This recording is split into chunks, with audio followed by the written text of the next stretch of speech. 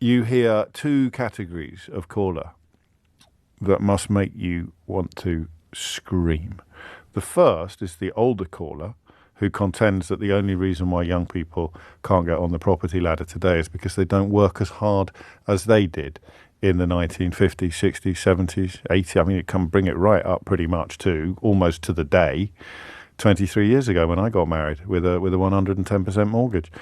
And that is just nonsense. With the greatest of love and affection, if you genuinely think that, then you are spouting complete Horlicks. It's just a simple question of multiples. You compare the average house price today to the average income today, and then go back 30 years and compare the average property price then to the average income. You would be looking, for much of the post-war period, you'd be looking at a multiple of 3 to 4.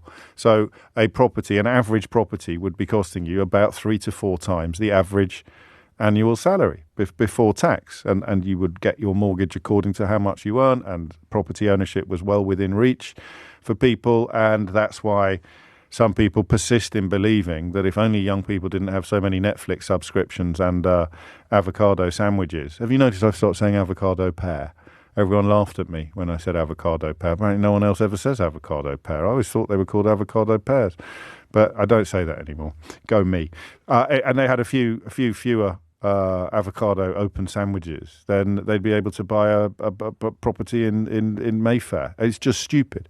And the one that really, really riles is you read articles in places like the Daily Telegraph by Jemima Tuffington-Jones about how it's a myth that young people today can't buy a property. I've just bought my first flat and I'm only 7. And then you read the article, and it turns out that her grandma was the Dowager Countess of, Bedfordshire, and left her a small island in the Orkneys or something like that. These Daily Telegraph writers claiming it's not that hard to get property. And then halfway through I was very lucky because Mummy gave me a flat and I sold that and bought a house. It's not that hard to buy houses for my generation. I don't know what all these people are talking about.